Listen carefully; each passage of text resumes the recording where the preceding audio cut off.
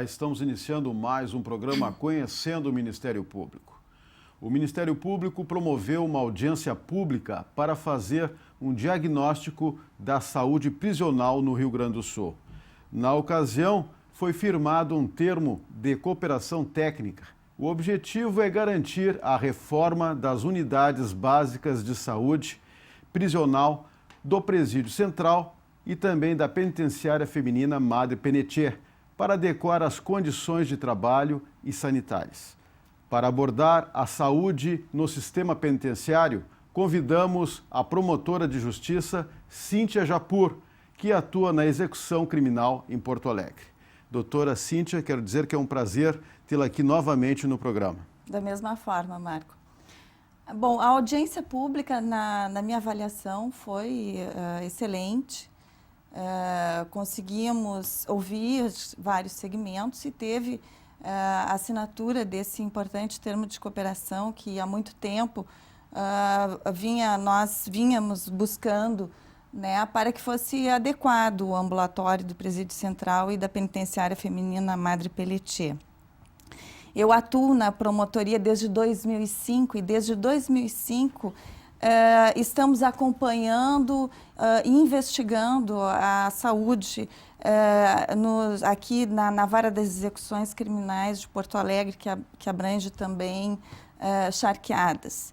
E se passou por uma série de alterações, de carências, às vezes desesperadoras, né, até que se foi construindo uma política de saúde, né, principalmente baseada, né, tendo por base a implementação, a adesão da Portaria 1777 de 2003, que trouxe o Plano Nacional de Saúde Prisional para o Brasil.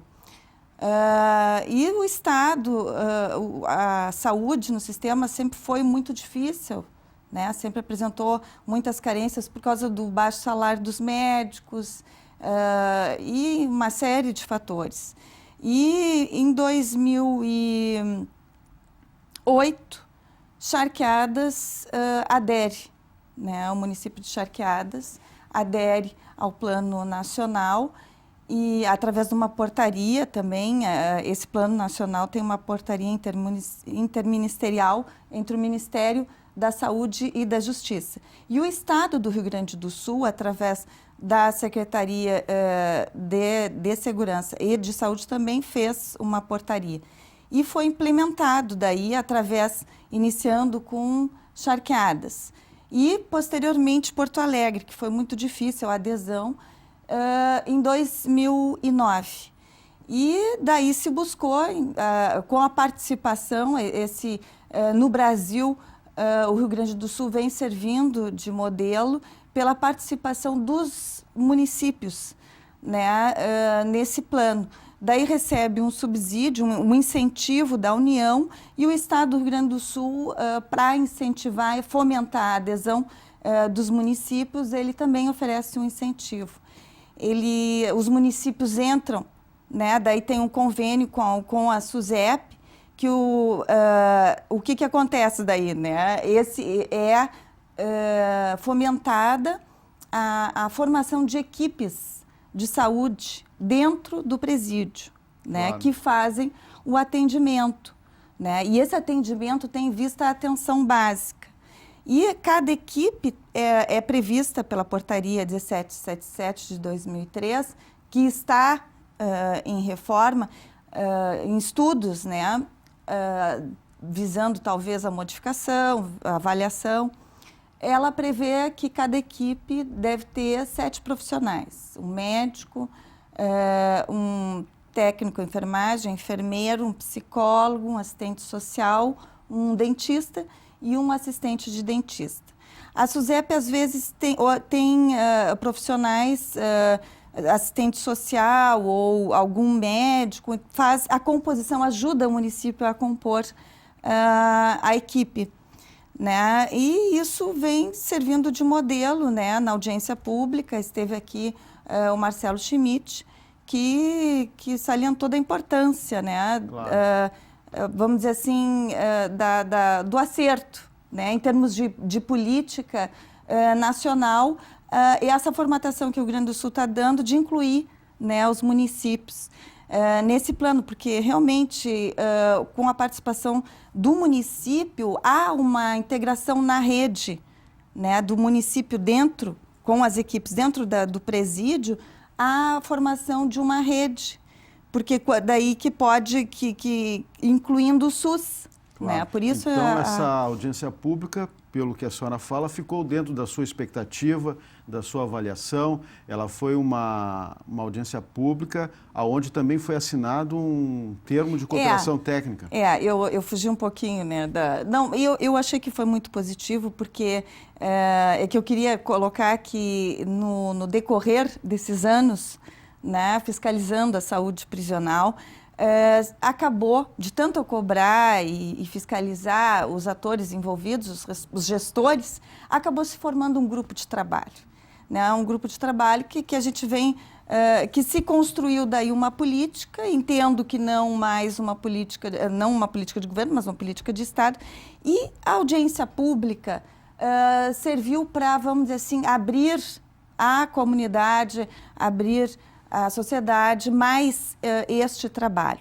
Evidentemente que tem muitos problemas, né, que tem que se avançar muito. Na audiência pública foi salientado o problema da questão das especialidades, né, porque nessa formatação o que tem mais, o que se visa mais é o atendimento da saúde básica, né, do atendimento básico da saúde. Daí algumas especialidades nós temos que buscar na rede. E daí se construiu uma referência e uma contra-referência.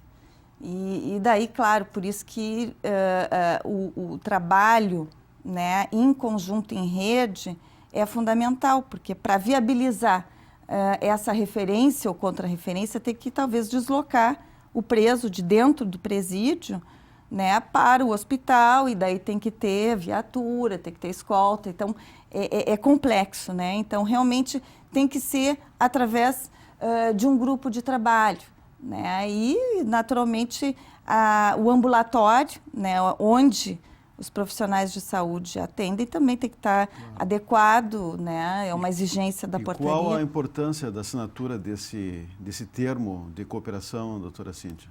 É justamente essa, visar a adequação do ambulatório do Presídio Central e da penitenciária feminina Madre Pelletier. No mesmo dia também houve um seminário colocando a situação da saúde prisional no sistema penitenciário. Exatamente. De manhã foi audiência pública e à tarde, né? Isso que eu achei muito bom, assim, gostei muito, porque a gente fiscaliza, vai no presídio, né? Mas não houve, né? Assim, houve rapidamente, mas não em conjunto as equipes, né?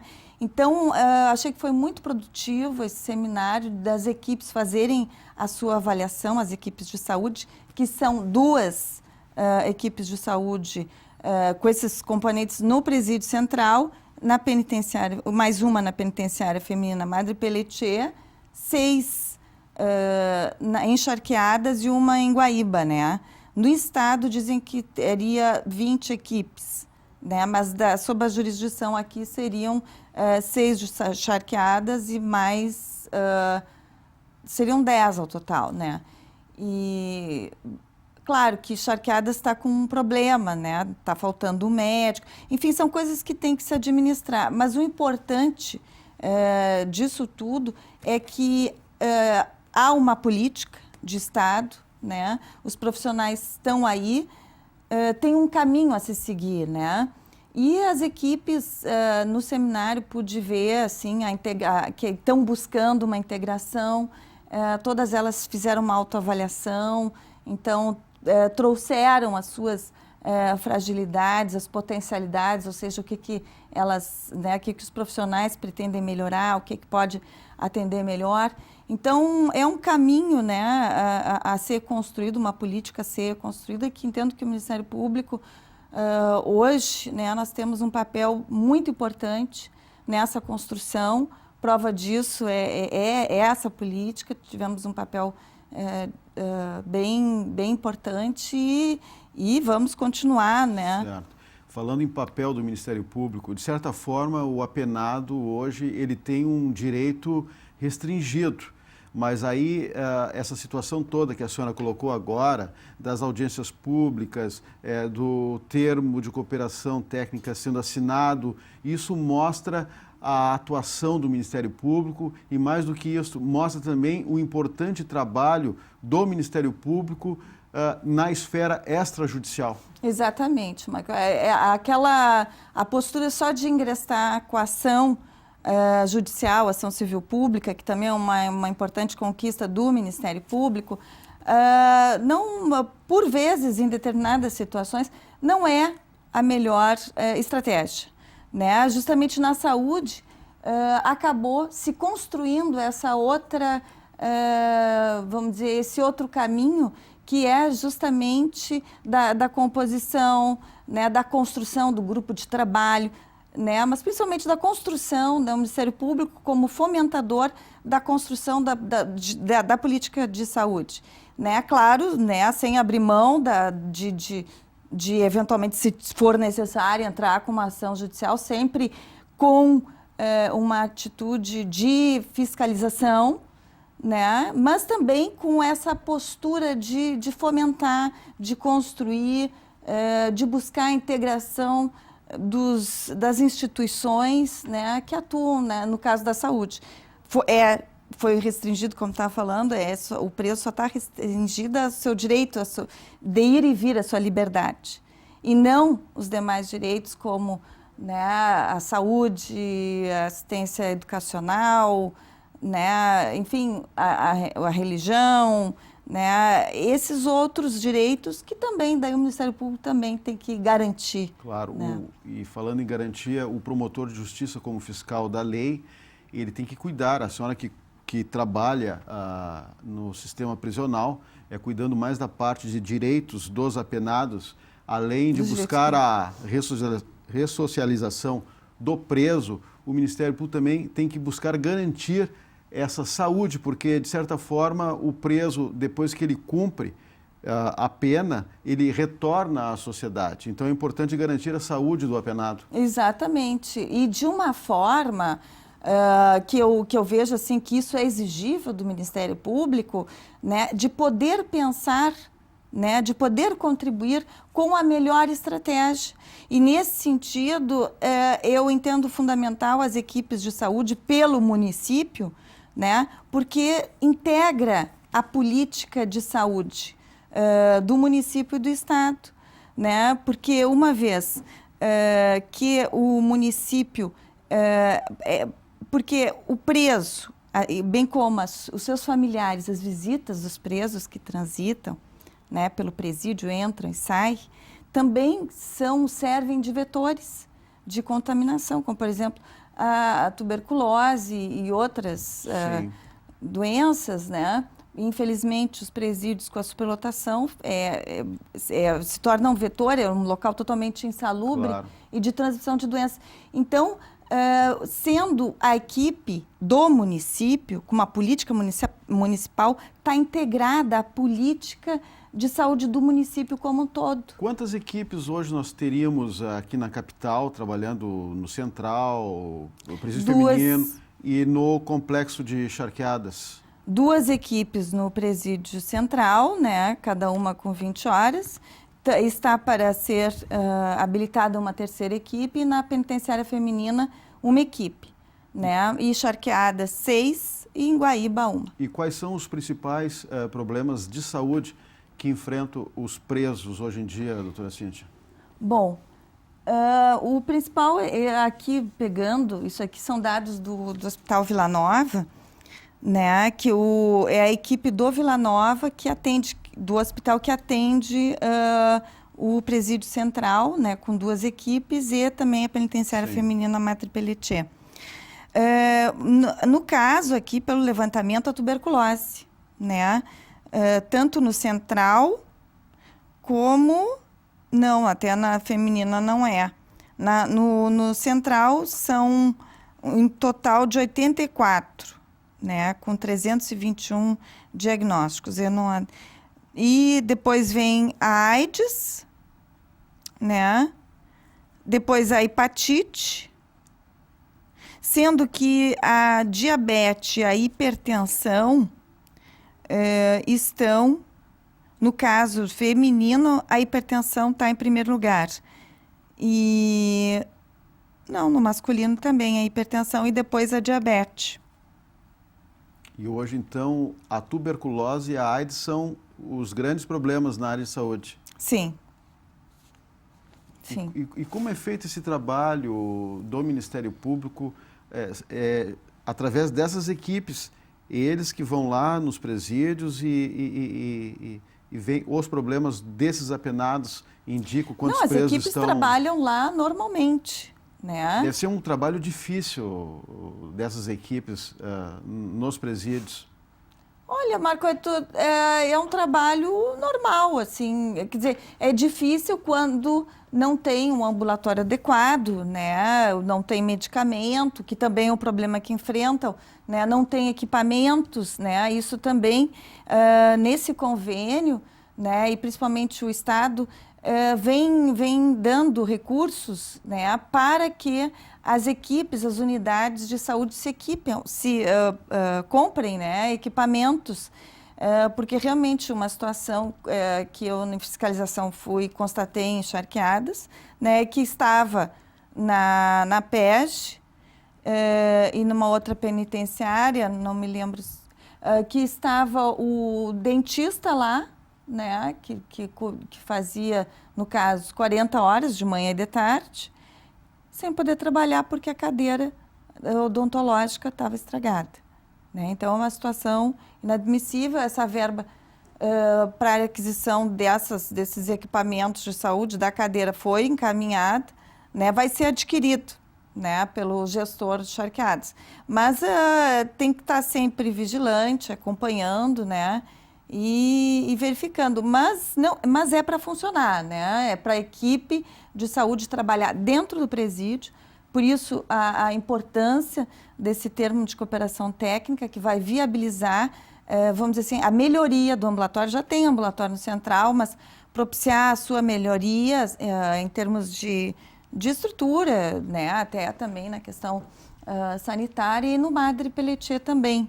O Ministério Público também tem um trabalho com relação aos dependentes químicos. Sim. Que está hoje, né, já até foi tema de uma outra entrevista, né, que nós tivemos, está sempre em construção, né? Hoje já temos, acho que já está cerca de 60 presos em tratamento no E1, né? Eles têm que aderir ao tratamento, né, voluntário. Daí vão para a desintoxicação no Hospital Vila Nova, que tem 18 leitos. Lá eles permanecem 21 dias desintoxicando e depois eles vão para um espaço reservado, né, no Presídio Central, que é o E1, chamado E1, que não é o mais adequado, mas foi o que foi disponibilizado. Lá eles ficam, né, em tratamento até alcançarem os outros regimes.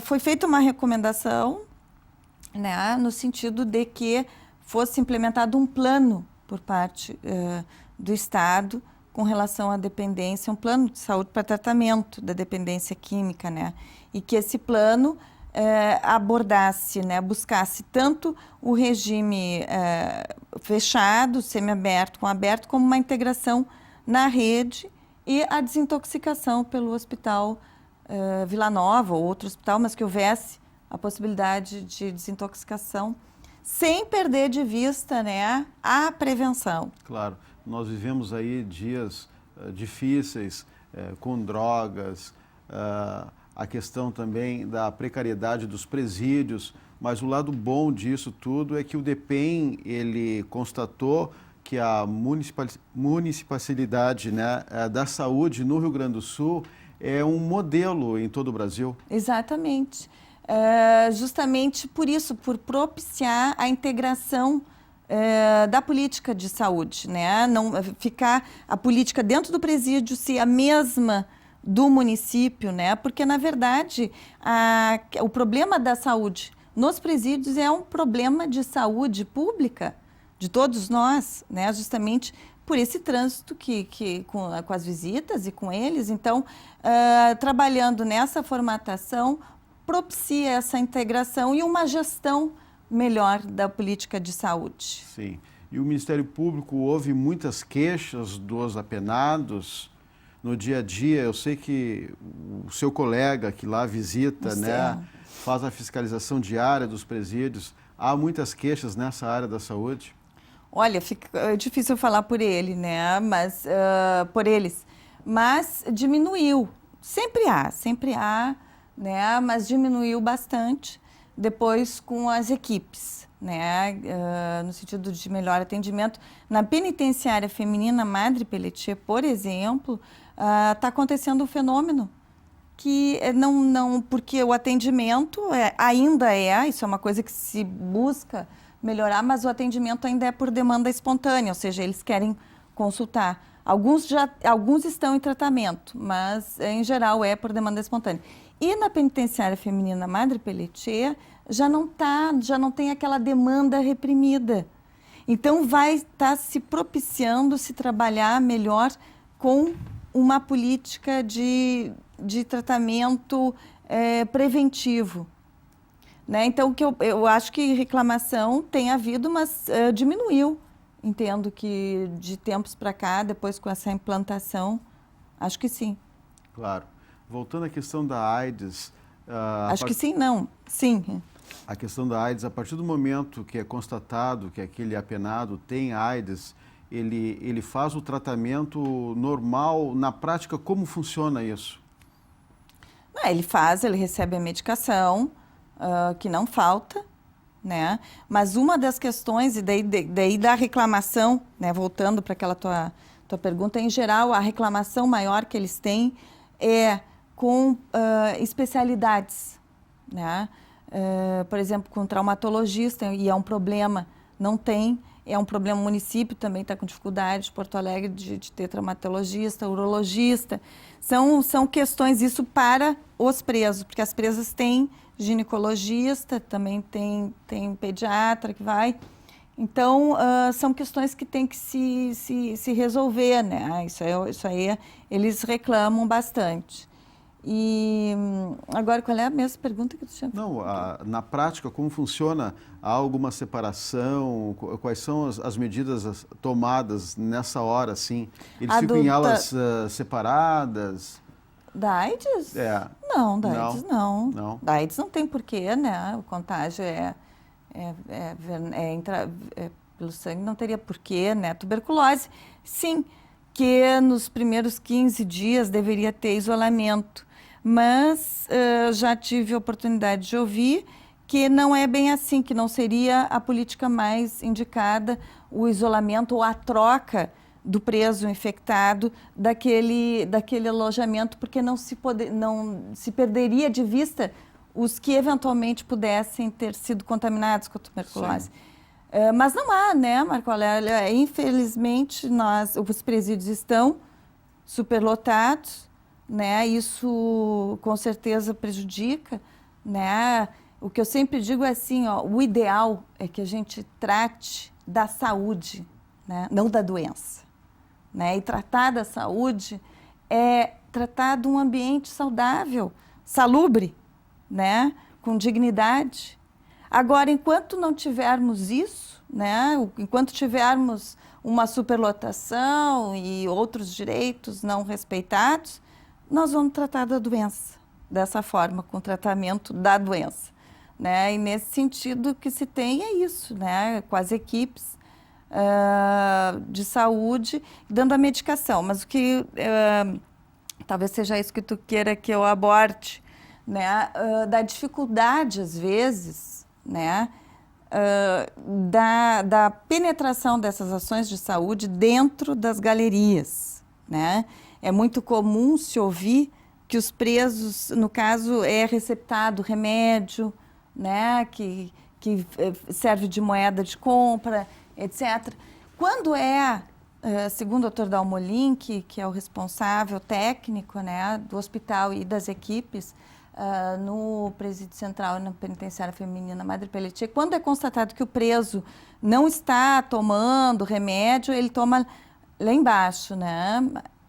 Senão é dada a medicação e ele ministra. E no seminário saiu como conclusão justamente isso, né?